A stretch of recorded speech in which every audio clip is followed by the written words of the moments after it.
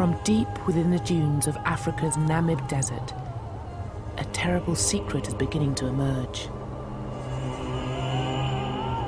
These are the remains of victims of the world's first death camp, a place where thousands of Africans were exterminated by the German army 30 years before the Nazis came to power. These remains have lain here forgotten for over 100 years, but this terrible place is not unique.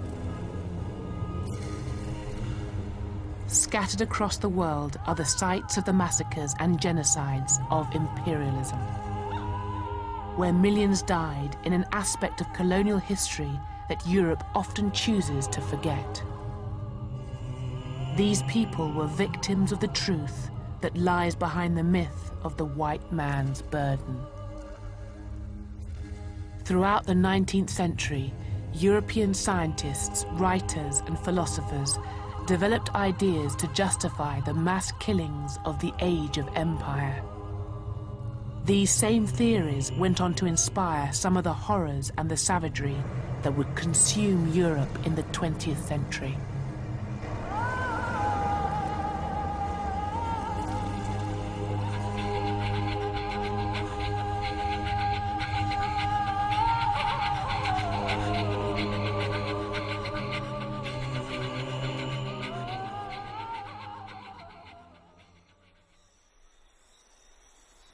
The 19th century was to end with the worst crimes of empire, but it began with a great moment of optimism. In the 1830s, in the great plantations of the Caribbean, Britain prepared to become the first nation to end slavery. 750,000 slaves across the Caribbean were about to be freed, and as Britain basked in her sense of national benevolence, it was presumed that the grateful slaves would transform themselves into a hard-working and Christian peasantry.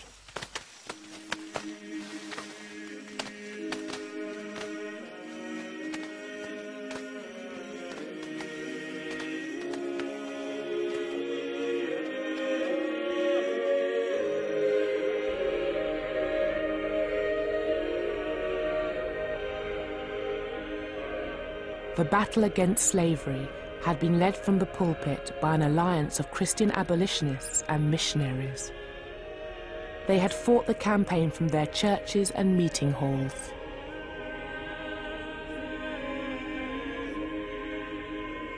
In the 1830s, it was their views that dominated the national debate on race. When slavery was finally abolished, there would have been an enormous sense of elation and achievement on the part of the abolitionists. Don't forget, this was a 50-year campaign from 1787 onwards, involving hundreds of thousands of ordinary British people, petitions, etc. So that when slavery was abolished, the abolitionists had won, a sense of triumph. I think they also felt that that question, am I not a man and a brother, was answered. The abolitionist response to that great question was that although men and brothers, black people were lesser men and lesser brothers. I think in that moment, the dominant perspective is of a hierarchical racial order, but one in which it's a question of culture and civilization. They certainly do not think that black people are equal to them at this time. They think maybe at some time in the future they will be equal. The mission to raise up the black and brown peoples of the world to the supposedly superior level of white Englishmen was not to be confined to the former slaves. This was to be the great task that would justify the expansion of the British Empire. The abolitionists satisfied one aspect of their tutelage and governance of black people, in that they fought and won for the freedom of black people. The next step was to send your stormtroopers, your missionaries, into Africa and the Caribbean to finish off the job, as it were. You know, these are heathens who have to be brought into the fold of Christianity. That notion of giving civilized values and modes of behavior to other peoples, that's the ideology that underpinned the empire.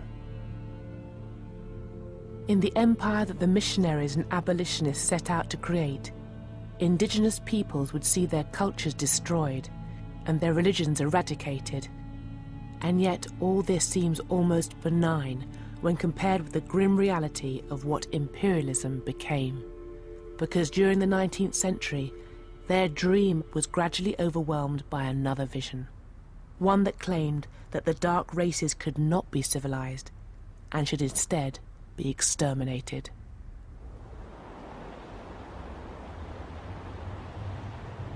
The event that began the slow collapse of the missionaries' vision took place in a then little-known outpost of Britain's vast and expanding empire. This is Tasmania, on the southern coast of Australia. What the British did on this small island was to resonate down through the Victorian age.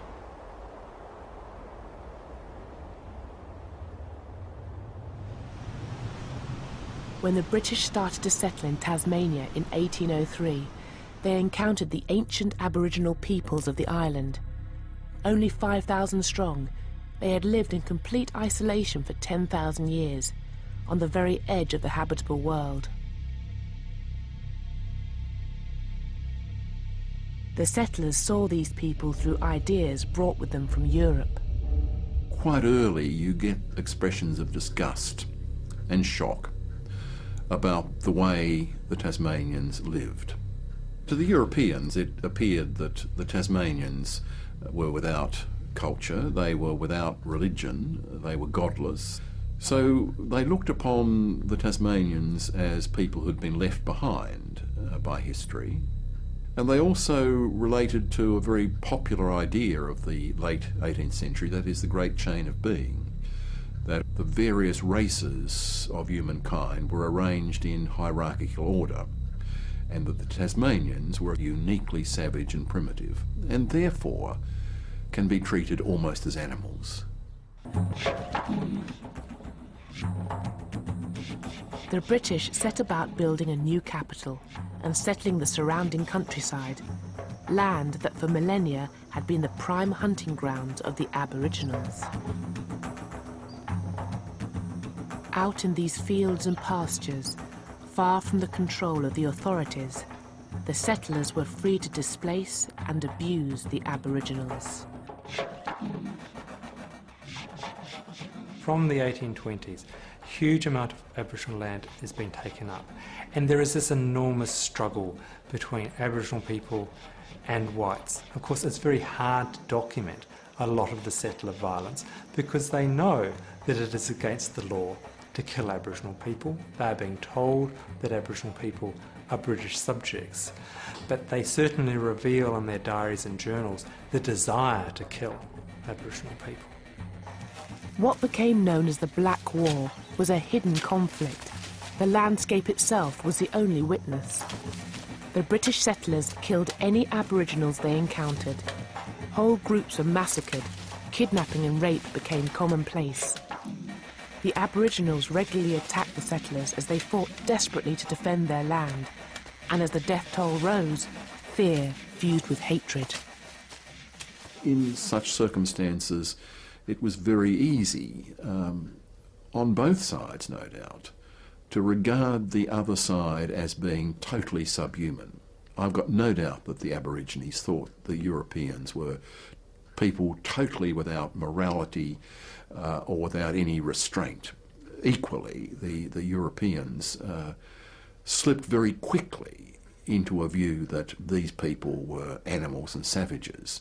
So that conflict in such a racially divided society so easily tips over into an extreme feeling of hatred.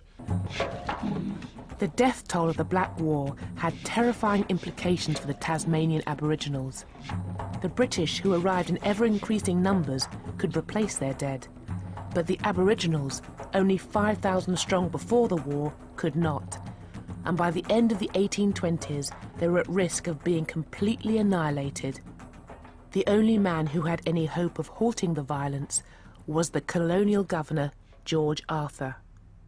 Now, the governor of Tasmania is an evangelical. He knows Wilberforce, And he is aware that his future and his reputation depends on how he deals with this problem above all else.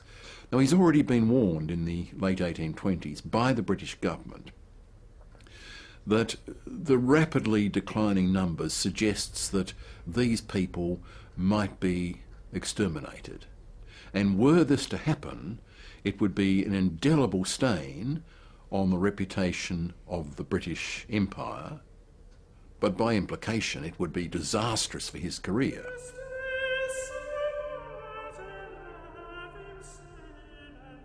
Governor Arthur set out to save the Aboriginals from the violence of the settlers, and to convince them of his good intentions, he produced a poster that was attached to trees in their homelands. It showed a fantasy of interracial unity. The poster spoke of British justice, promising equality before the law. The white killer of an Aboriginal would be hanged. If an Aboriginal killed a settler, he would be hanged. The poster also propagated the lie that the British wanted to integrate with the Aboriginals. It was both a fiction and a complete failure, because out in the bush, the killings on both sides continued. And in 1830, Governor Arthur embarked upon a new policy. He ordered the army to sweep across the area of European settlement in an attempt to capture the remaining Aboriginals.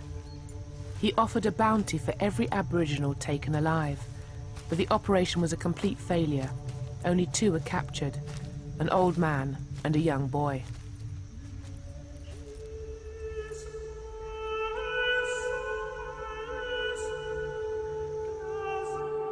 After years of guerrilla warfare, the last few hundred of the original 5,000 Aboriginals had learnt to hide themselves in the bush.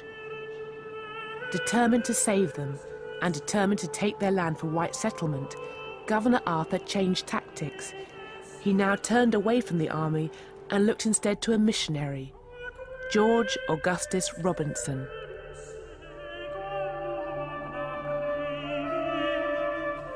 He was the leader of a band of Aboriginal converts and was now hired to go into the bush and bring in the remaining Aboriginals.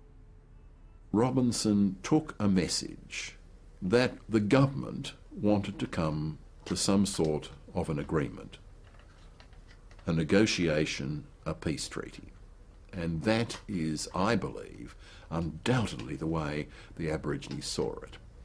They too saw this as a way to end a conflict which they had realised they could never win.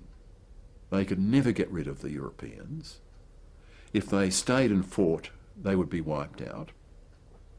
And Robinson and his intermediaries convinced them that they should temporarily go to an island where they will be looked after and fed, and that they will ultimately come back to their homelands.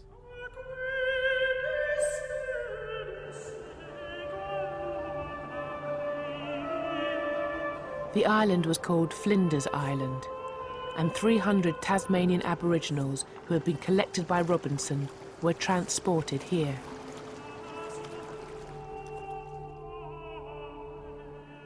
Robinson came with them in the official role of Chief Protector of Aboriginals, a job for which he was paid a total of £8,000, a small fortune in the 1830s. A settlement was constructed for them, complete with houses, farmland and a chapel. Robinson called it Point Civilization, and a local artist was brought in to paint the portraits of the last of the Tasmanians. Ginny had been captured by Robinson following the near annihilation of her people by the settlers. Wuradi had been a chief until his community had been wiped out by a European virus. Another local leader, Manalagena, had been lured to Flinders Island with the promise that the convicts who had attacked his people would be brought to justice. And there was Truganini, whose husband had been murdered in front of her. All of them had seen their culture almost wiped out. What little was left, Robinson now set out to erase. because Point civilization was not merely a settlement, it was essentially a factory to transform so-called savages into civilized Christians. To become a successful Christian, he believes, you have to settle down, you have to live in a village. He wants to send the children to school, he wants to teach them to plough and to sow and to become agriculturalists. Forced to adopt an alien way of life and confined to an island hundreds of miles from home, they began to succumb to European diseases and what the local doctor called dejected spirits. They die one by one by one. Children are not being born, and there must have been this enormous sense of trauma amongst them. A people that had once been strong and healthy, suffering this enormous decline within a generation. George Robinson, the supposed saviour of the Aboriginals, was reduced to sketching out his plan for their future graves. Frequently he cries with the mourners, he weeps himself, he's so moved by their fate. But ultimately he says, well, it is better that they die here having learnt the message of the Gospels rather than be killed in the bush by the settlers. He finds a way to ease his own conscience so that Robinson's own beliefs, you see, protect him against a full accounting of what he was partly responsible for.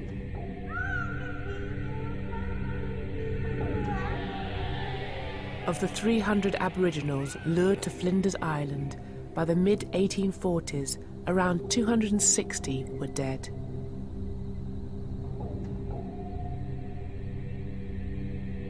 Ginny, Manalagena and Wiradi had all succumbed.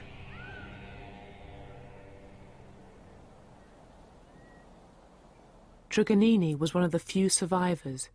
She lived on, growing into old age. When she finally died in 1876, she was regarded by some as being the last full-blooded Tasmanian.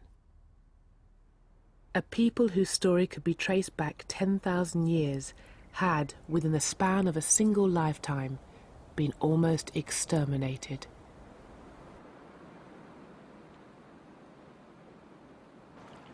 What had happened in Tasmania was far from being a unique event.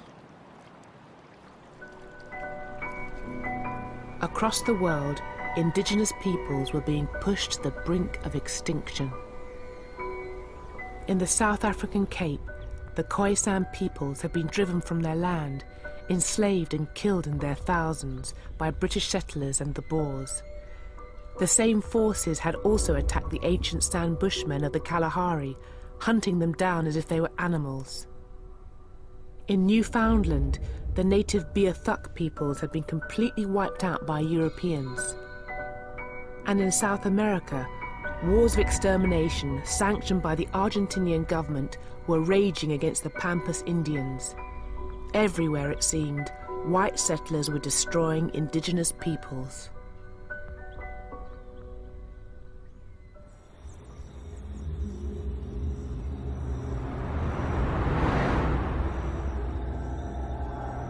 And in these very same years, the old racism that had been born in the age of slavery began to re-emerge.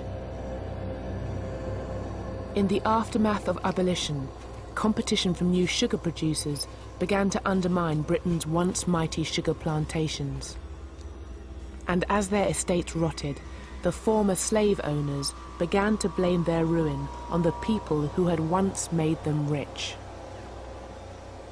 When the Caribbean plantations started to lose money in a big way, they fell back to the stereotype of the lazy Negro. The planters were then able to say to the abolitionists and to Britain, look, we are now in ruin because we no longer have the freedom to coerce blacks to work. We no longer have the freedom to drive them to work. These people are intrinsically lazy. You know, you were arguing that they were human beings, a man and a brother, but in fact they're not. They're still at the level of beasts.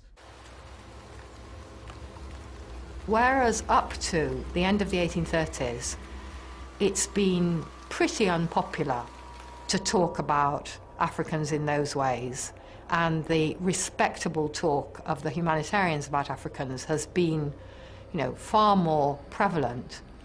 By the mid-1840s, that's beginning to shift. Those who argued that abolition had been a failure due to the laziness and savagery of the slaves now claim that the Christian vision of a civilizing empire was also doomed.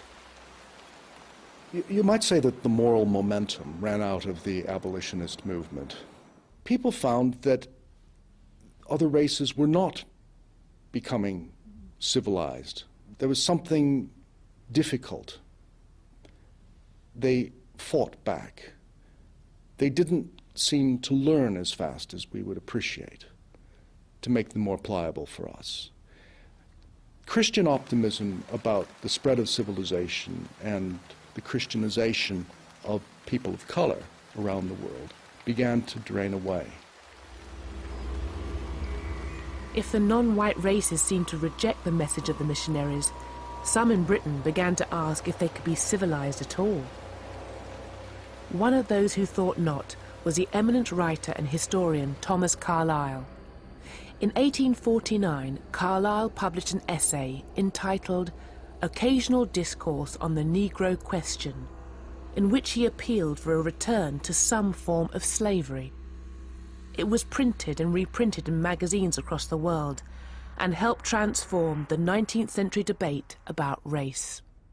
Carlyle's voice is a kind of prophetic voice, you know, which booms out from his study in Cheyne Walk in Chelsea, and he writes these, you know, extraordinarily powerful prophetic pieces which were read, you know, with gusto by Victorians, and they, I mean, one can imagine them all sitting around their fires reading the latest periodical that's come out with this flow of rhetoric.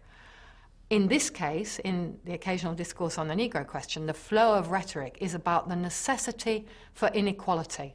Inequality is the proper way to run a society. Those who know should rule those who don't know. Men should rule women, white people should rule black, educated people should rule the masses.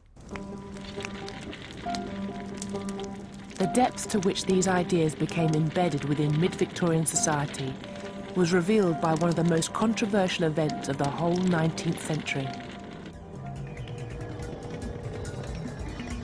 In 1865, the people of Morant Bay, a tiny settlement in East Jamaica, attacked a courthouse during a minor demonstration. In return, the Governor-General imposed martial law and ordered his soldiers to go on a killing spree. It was a killing time. Nearly 500 people were just executed. 600 people just flogged, some of them to the point of death. And 1,000 homes torched. Enormous disparity in terms of the retaliation against these people. And you know, when all this was being done, the so-called rebels didn't put up a fight.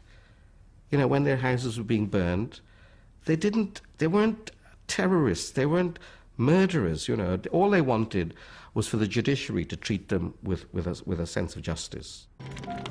The man who ordered the killings was Governor Edward Eyre. And when news of what he had done reached Britain, the liberal establishment was shocked. And the cause is taken up by the old abolitionists who've kept going and kept going and kept going, and the old anti-slavery societies kind of wrench themselves back into action and mobilize themselves again, and all the ladies who've been doing it for decades, when the men have gone off and done more interesting things, you know, there they are with the machinery still in place that can be mobilized when you need to. Their tactic was to put Governor Eyre on trial for mass murder, but in court he was acquitted, due in part to a huge wave of popular support. He had the whole of the House of Lords, parliamentarians, bishops, priests, the establishment, the aristocracy backing him, saying that it was justified he was justified in imposing severe order on these people because that's the only language they could understood, because the black people were brutes. Eyre's defense was orchestrated by the high priest of the new racism, Thomas Carlyle. But behind him stood many members of the British literary elite, all of whom made known their support for Governor Eyre and his actions at Morant Bay. The art critic and writer John Ruskin, the author of Vanity Fair, William Makepeace Thackeray, the Reverend Charles Kingsley, writer of the children's classic The Water Babies, and Charles Dickens, the most celebrated author of the century. The notion of treating other people with some degree of justice and rule of law finally went out of the window and was demolished in the 1860s over Morant Bay. You know, from then on we knew that the empire was about ruling people with the maximum degree of coercion.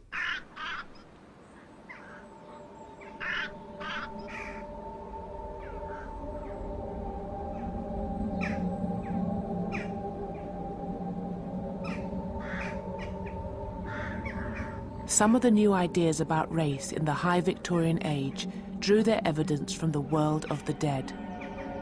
Based on the study of corpses and skeletons, the burgeoning science of anatomy laid the foundations for a new scientific racism. In Britain, the most important race scientist was a now forgotten Edinburgh surgeon. Ruined by a body-snatching scandal in the 1820s, he had fled Britain in disgrace.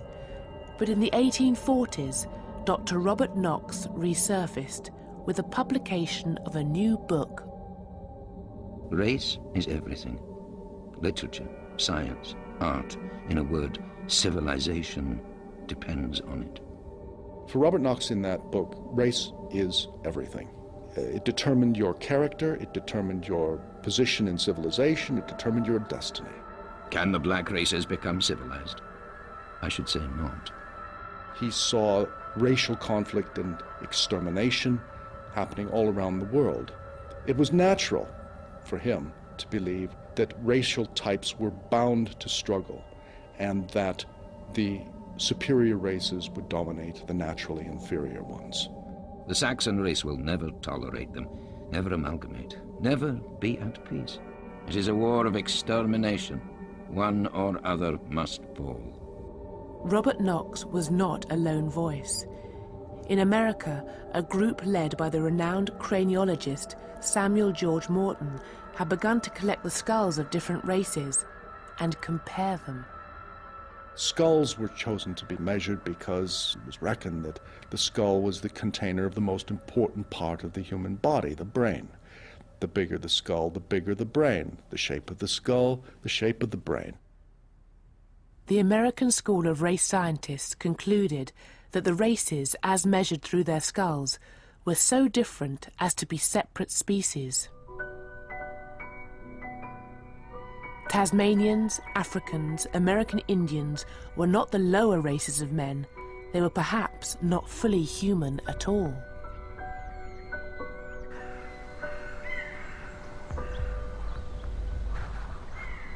One writer compared the extermination of these races by white settlers as being like the melting of snow before the advancing rays of the sun.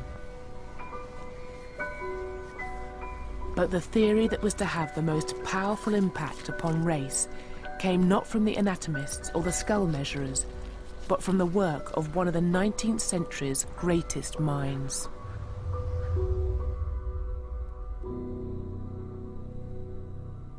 The Origin of Species really threw a bombshell, first of all into science. It really invented the science of biology, and then into religion and into society. And what Darwin did in some ways was to give an alibi for being a judge. If evolution had changed the races and the species of the world, why hadn't it done the same to humans? Many believed that Darwin's laws had done just that. Natural selection, they claimed, neatly explained and justified the global expansion of the great British race. Life favors a hierarchy of specialists. And you find that throughout the plant and the animal world. There are bugs on top of bugs on top of bugs, each one surviving at another's expense, each one filling a niche that another can't occupy.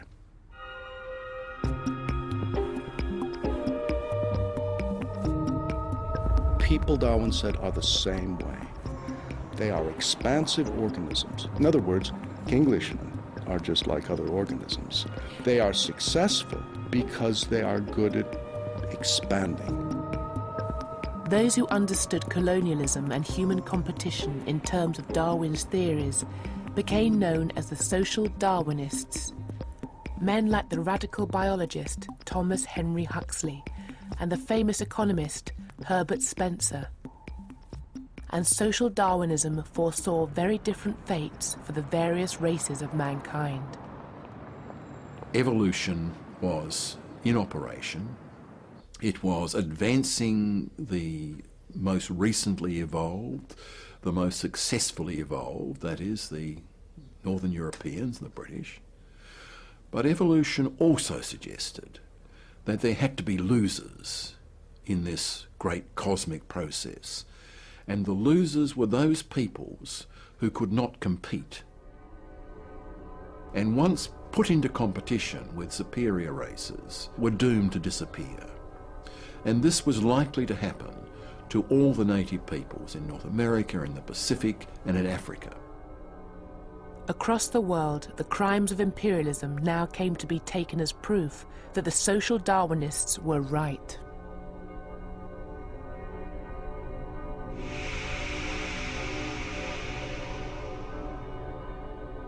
In North America, centuries of disease and war had devastated the Native Americans. Whole nations had been all but annihilated.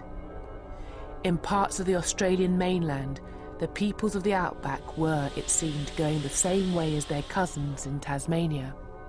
And across Africa, the scramble for empire had brought the might of Europe to bear against innumerable peoples, killing literally millions.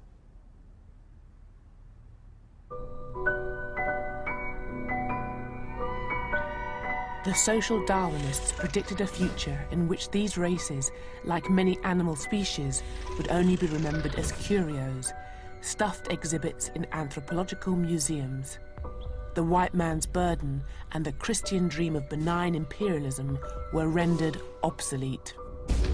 Old missionaries who still talked about the equality of humanity and talked about everyone descended from Adam and Eve and talked about that the truth, the only truth, came from the Bible, were seen as being extraordinarily old-fashioned, who simply had failed to come to terms with the great scientific thinking of the age. And these racial theories were not only applied in new colonies, but also in the oldest parts of the empire. In the traditional story of imperialism, British India has usually been represented as an example of benign imperial rule. The British Raj, we are told, was run by men who were competent, professional and wise, men who brought order and prosperity to a chaotic land. But there is an aspect of Indian history that has been written out of this account of the imperial past. In the mid-1870s, the Great Deccan Plain of India was affected by the climatic phenomenon we now know as El Niño, and within months, millions of peasants had begun to starve. The monsoons had failed, people had eaten their food reserves. India stood on the precipice of a great human tragedy.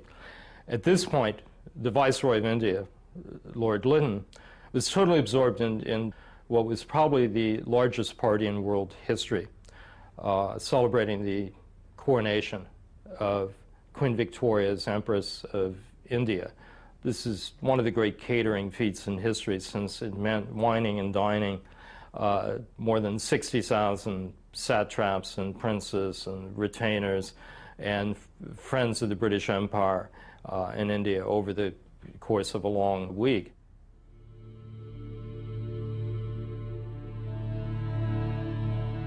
As Lord Lytton and the ruling elite of the Raj feasted at banquets and posed for official photographs, millions were slowly dying in the countryside, and the Viceroy justified his inaction with arguments gleaned from the social Darwinists.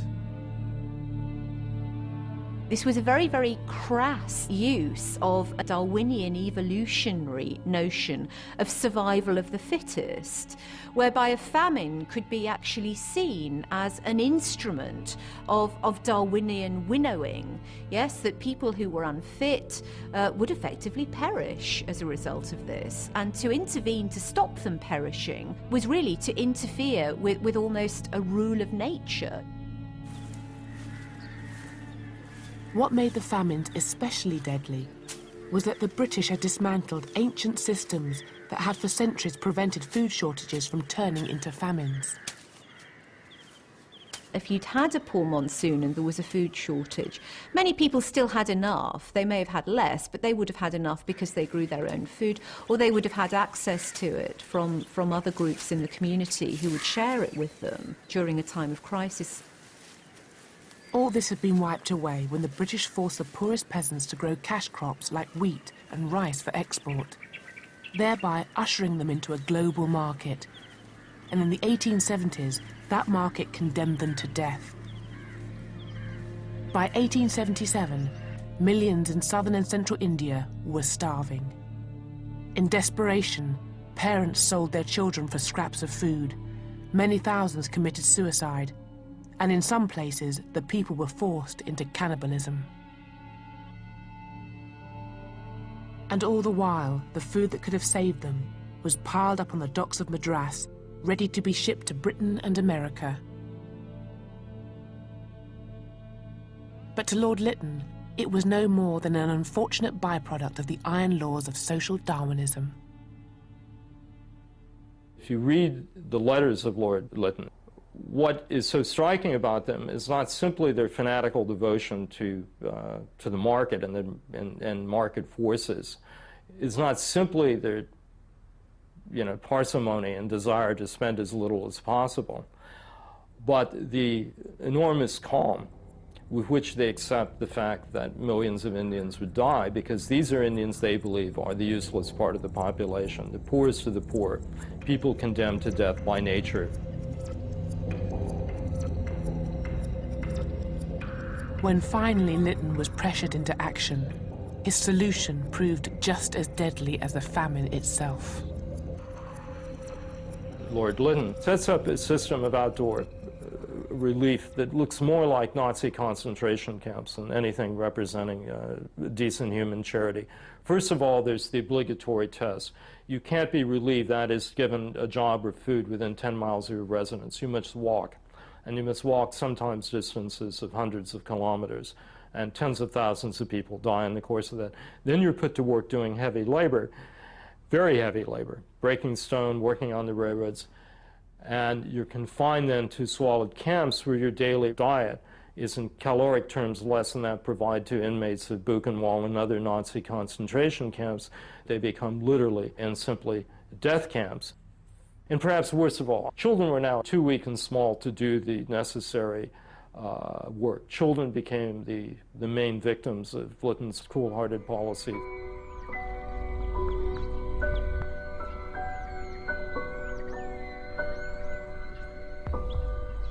"8 million Indians died in the famines of the 1870s. But they were not the only famines of the British Raj, and they were not the last. Famines returned in the 1880s and the 1890s, and in all, almost 30 million Indians starved to death under British rule. A story airbrushed out of the glorious accounts of the Raj and the men who ruled over it.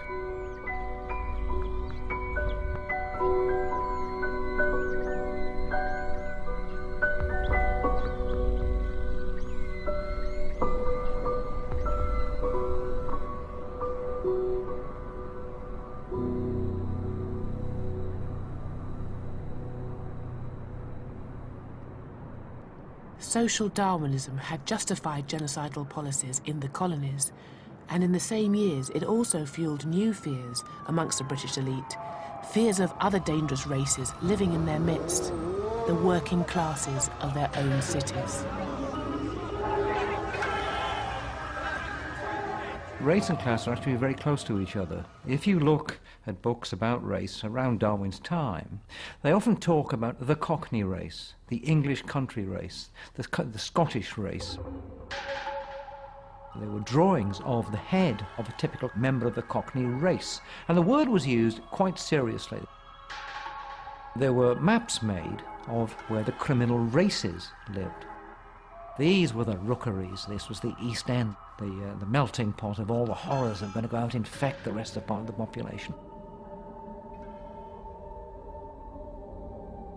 Race scientists and social reformers visited prisons to study the criminal races at first hand, and among them was Charles Darwin's cousin, Francis Galton.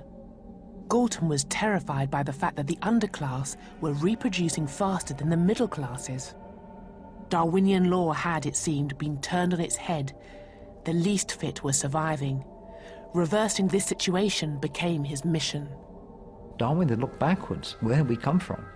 Galton turned the telescope round and looked forward. Where were we going? And he devoted much of the rest of his life to the idea of understanding Homo sapiens, us, as a species, and trying to direct where Homo sapiens was going to go in order to become more sapient, more wise in the future, more of a genius, and less of what he saw, more stupid, more ignorant, and more decayed. Galton designed a new science of human selective breeding. He dreamed of encouraging the middle classes to have more children and inhibiting breeding amongst the lower and criminal classes. And he named his new science Eugenics. In the last decades of the 19th century, it became widely respected, attracting an array of high-profile supporters.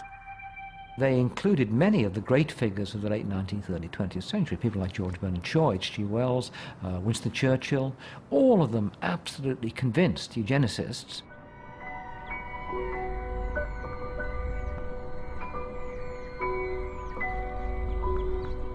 In the first years of the 20th century, all the racial theories developed in the Victorian age, eugenics, social Darwinism, and scientific racism, came together in a forgotten outpost of colonialism. This is Namibia. But at the dawn of the 20th century, it was the German colony of Southwest Africa, and home to an ancient people called the Herero. In 1904, they rebelled against the brutality of German rule. What followed was to prefigure the worst crimes of the 20th century. The Germans committed innumerable massacres and atrocities, but they were unable to hunt down and destroy all the Herero people across such a vast landscape. And when the Nama, another of the Namibian peoples, rose up, the Germans turned instead to a recent invention, the concentration camp.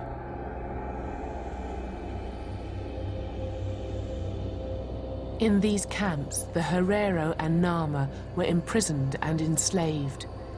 Thousands were worked to death, others raped, beaten, or simply murdered by the guards.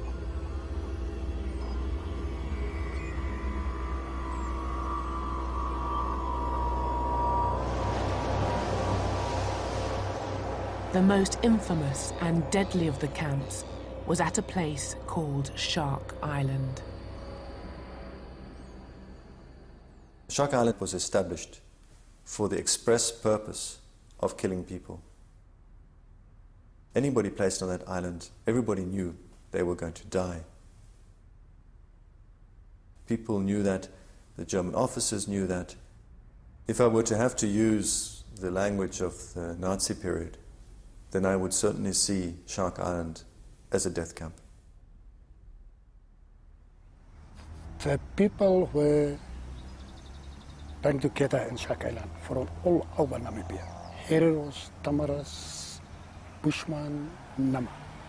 And they had cool-blooded murder there. My own family, my ancestors, they were also killed there. In this desolate place, on the southern edge of Africa, 3,500 people were exterminated with the speed and efficiency that was to become the hallmark of 20th century slaughter. The genocides which took place in Namibia in 1904 to 1909, they are the precursor to what happens in the Nazi period. They are the precursor. They have the same symptoms in the sense that you can see the bureaucratization of mass killing. And this, for me, is the central thing. It's not just killing for killing. No. It's a combination between killing and bureaucracy. Today, Shark Island is a campsite for tourists. The Africans who were frozen and starved to death here have been almost erased from memory.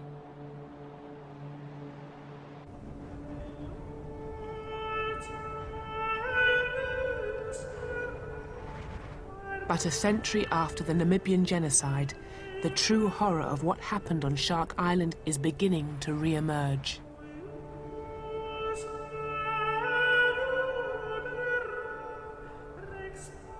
In a recently discovered mass grave, just a few kilometers from the site of Shark Island, lie some of the victims of the 20th century's first genocide.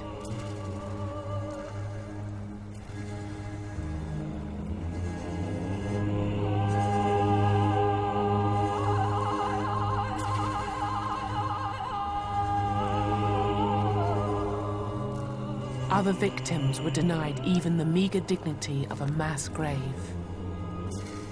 They became the raw material of racial science.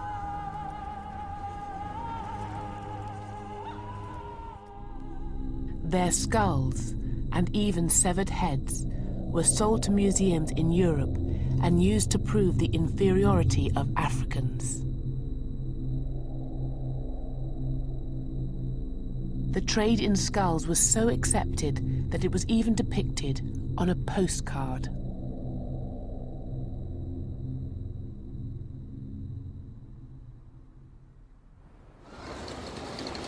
In the aftermath of the genocide, German racial scientists continued to use Namibia as a field laboratory and the African peoples who had survived as their subjects.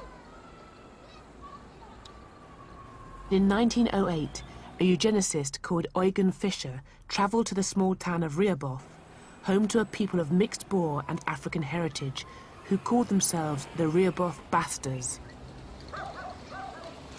Fischer and his assistants spent months photographing, measuring, and examining the inhabitants of this town, people whose descendants still live here. The person at the bottom there is my grandfather, Malcolm McNabb, and above him is his brother, Charles McNabb. My grandfather used to talk a lot about what they did, measurements, the eyes, the nose, the lips, the ears, hair, etc. They was not aware of the nature of the experiment. Lying in the vaults of an archive in modern-day Namibia, Eugen Fischer's original files and photographs remain as he left them a century ago. They reveal his methods and also his aims.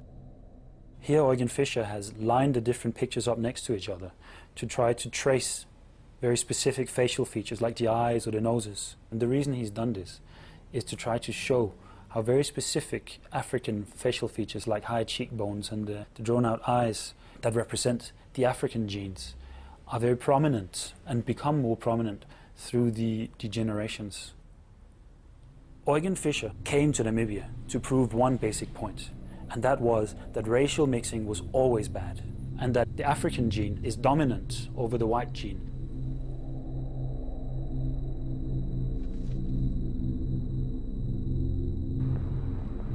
Fischer's work in Rehoboth sealed his reputation as one of Germany's leading racial scientists.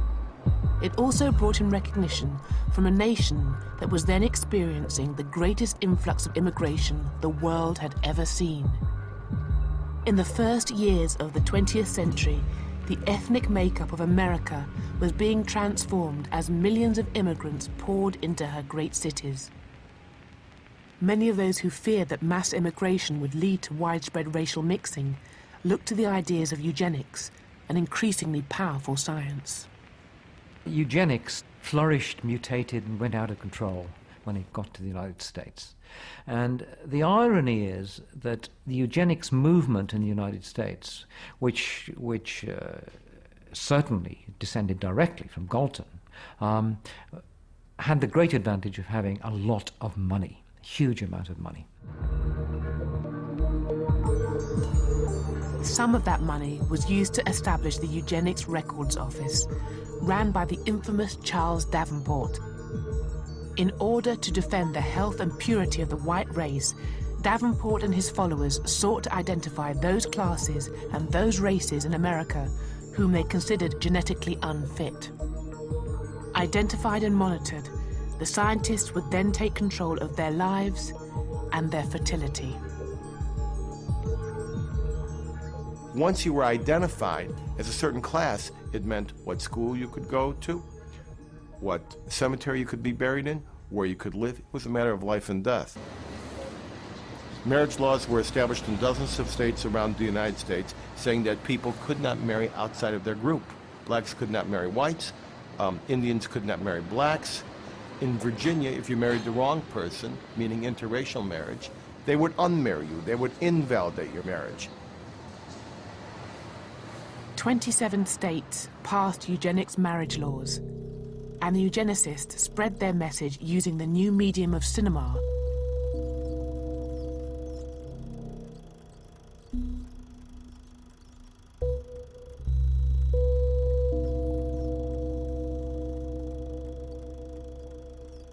The propaganda was intended to protect the genetic health of the white race.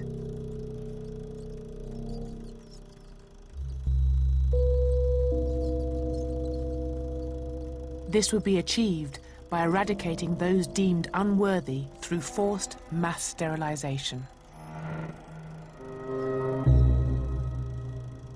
They went about methodically tracking ancestry and targeting bloodlines for extinction. That's eugenics, the effort to create a white, master, blonde, blue-eyed master race by wiping out other bloodlines until they were left only with themselves and people who resembled themselves. And what's important here is that these people thought they were saving humanity. These people thought they were liberals, they were reformers. Eugenics was a worldwide movement. In Sweden, an official program forcibly sterilized 60,000 people, mental patients and members of the ethnic minorities. In Britain, the Eugenics Society received widespread support from across the political spectrum.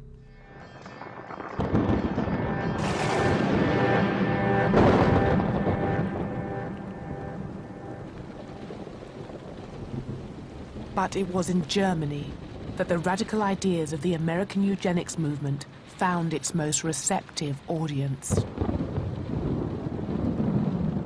Anything connected to America would be seen to be modern, progressive, scientific, democratic, reasonable, so it must be good. America was the future, the force of the future.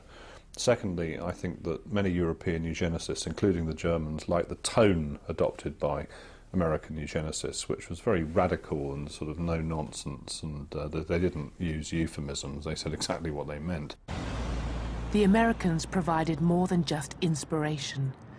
American foundations also bankrolled the development of German eugenics. This was the Kaiser Wilhelm Institute of Anthropology and Human Heredity.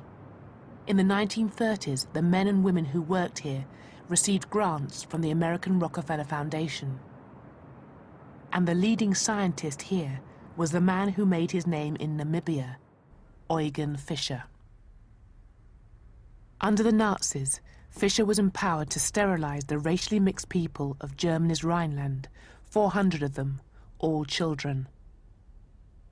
The majority of those sterilized by the Nazis before 1939, however, were the mentally ill. But when the Nazis began their war, they abandoned sterilization in favor of adult euthanasia, the Nazi euphemism for murder. The victims of this program were amongst the first people gassed by the Nazis, but the program wasn't restricted to the mentally ill.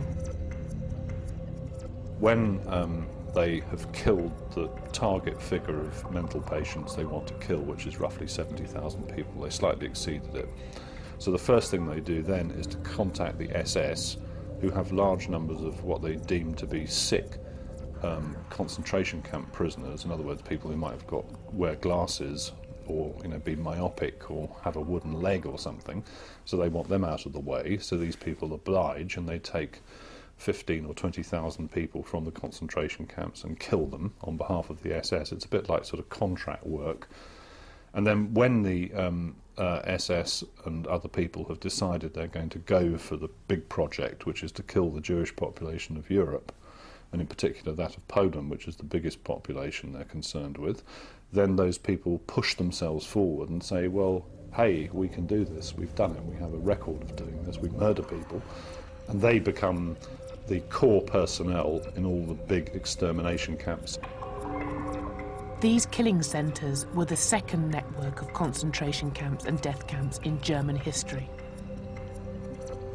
And the experts in eugenics, or race hygiene as the Germans called it, were involved not just in their day-to-day running, but also in the highest levels of planning.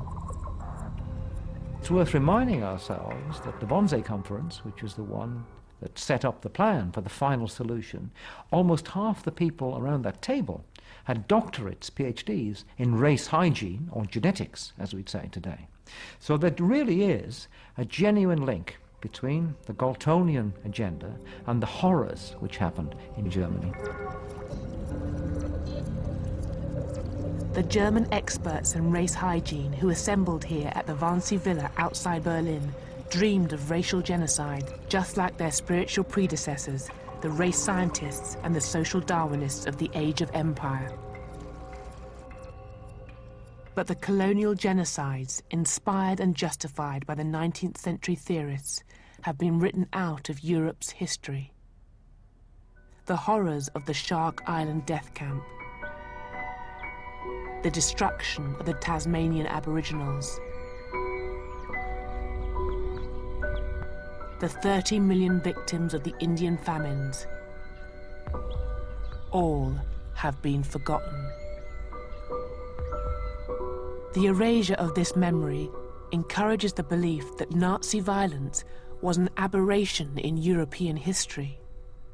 Though the Holocaust itself was motivated by the fanatical anti-Semitism of the Nazis, it can also be seen as part of a longer historical continuum, one that identifies it as a logical extension of scientific racism.